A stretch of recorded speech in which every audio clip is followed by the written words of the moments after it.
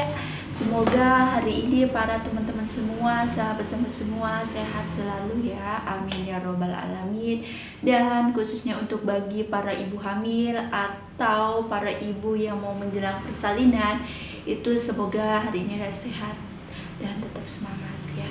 Karena temaku hari ini adalah tentang tanda-tanda persalinan. Apa aja sih itu tanda-tanda persalinan? Tonton terus ya di channelnya Erna.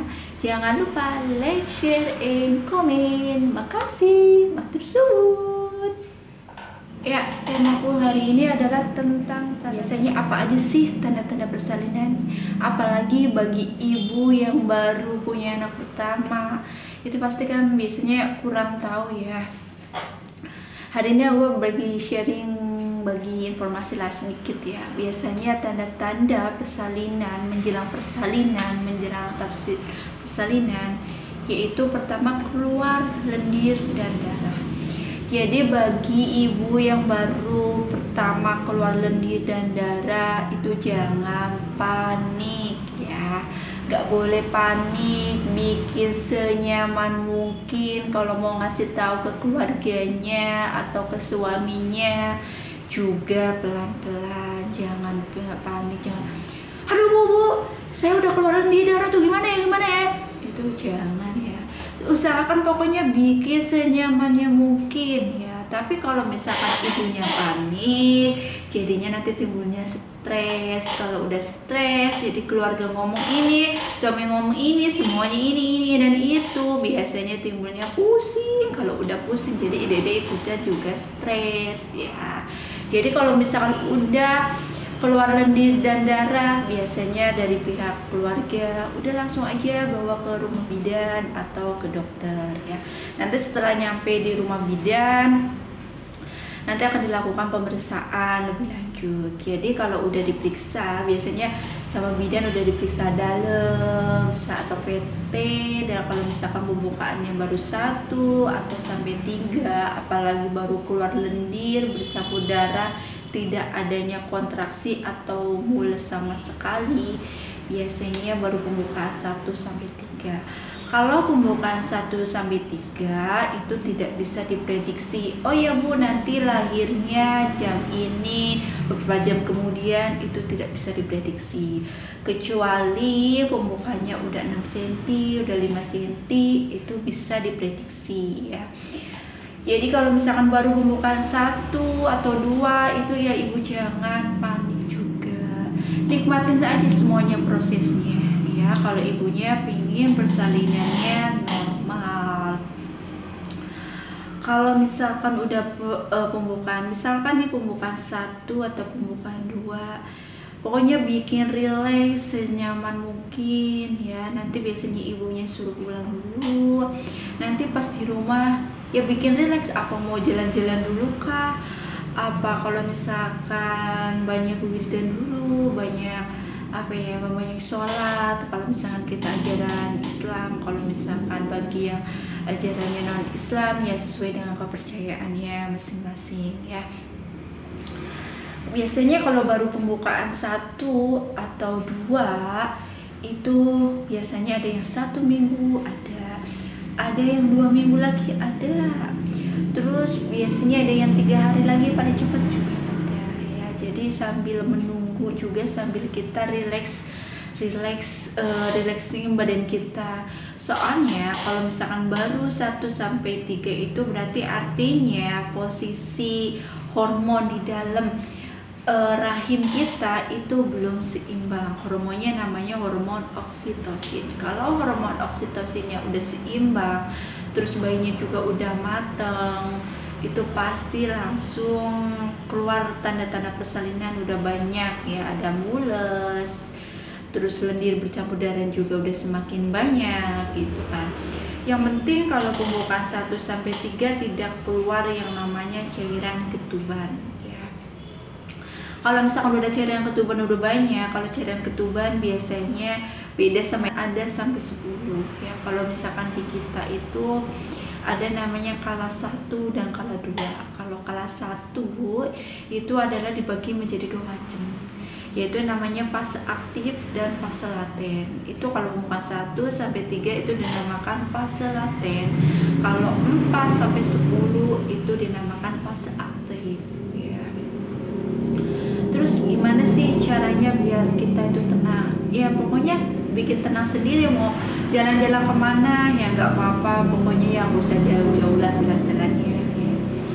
Terus apa ya, pokoknya bikin enjoy lah, nggak boleh bikin stres. Kalau bikin stres juga hormon yang di dalam rahim kita juga malah nambah, nggak seimbang, malah lama juga proses persalinannya juga ya. Wah, kalau kita relax, pikiran tenang, terus keluarga kita mendukung, keluarga kita nggak yang apa ya, yang udah dipindah ke bidan ini itu kan juga bikin stres juga. Ya bikin relax aja ya. Kalau emang belum waktunya ya susah kan. Kalau udah waktunya ya akan lahir sendiri kan. Yang kedua, tips kedua itu adalah kontraksi, dimana kontraksi juga ada 2 macam. Ada kontraksi palsu atau gelombang cinta. Kalau kontraksi palsu atau gelombang cinta ini biasanya itu datangnya tiba-tiba, terus pada saat kita mau istirahat atau terus kita pas mules kita dibawa istirahat tidur terus hilang mulesnya. Istilahnya kalau mules palsu atau kontraksi palsu itu adalah si dede ngasih tahu, ini loh mas, saya mau keluar, ini kalau misalkan mules itu seperti ini loh mas, itu ya kalau kontraksi palsu. Terus durasinya sama frekuensinya juga biasanya apa ya, sebentar ya.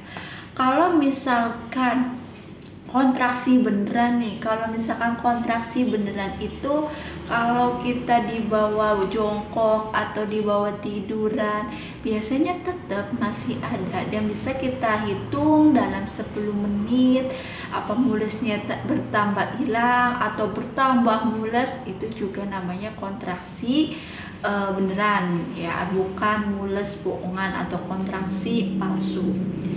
Bisa juga sekarang itu banyak ya alat di Play Store, cari aja itu alat pendeteksi kontraksi. Sekarang banyak canggih-canggih. Jadi kalau misalkan para ibu ingin tahu berapa sih lamanya saya kontraksi atau berapa sih lamanya frekuensi durasi, bisa dicek atau menggunakan alat.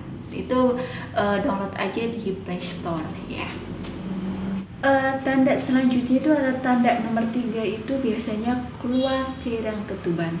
Jadi kalau keluar cairan ketuban, kalau misalkan ibunya entah mules entah nggak mules, itu tiba-tiba keluar cairan ketuban, segeralah ke tenaga kesehatan yang ibu sering kontrol apa ibu yang diinginkan.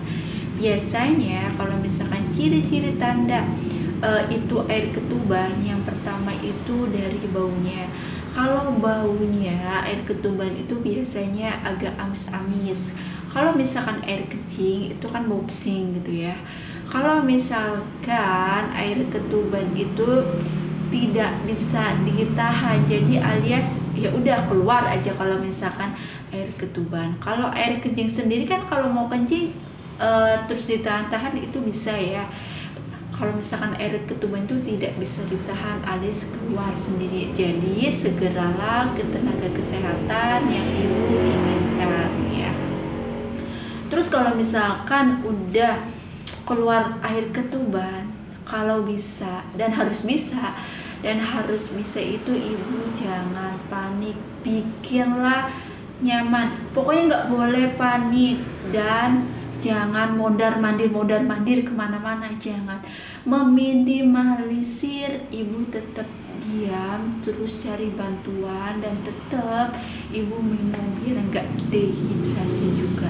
Soalnya kalau ibunya mondar-mandir terus mondar-mandir terus panik, itu yang ada dedenya stres, air ketuban jadinya malah keluar terus. Itu jangan, dan segeralah ke tenaga kesehatan ya. Walaupun misalkan air ketuban pokoknya kalau misalkan udah keluar air ketuban entah mules tetap harus ke tenaga kesehatan ya. Nanti nanti diperiksa selanjutnya. Ya, itu tadi video saya tentang tanda-tanda persalinan. Semoga video tadi itu bisa menjawab kegalauan para ibu-ibu yang menjelang persalinan, dan semoga bermanfaat juga. Sekian dari video saya, kurang lebihnya mohon maaf. Assalamualaikum warahmatullahi wabarakatuh. Jangan lupa like, share, and comment. Matur suwun.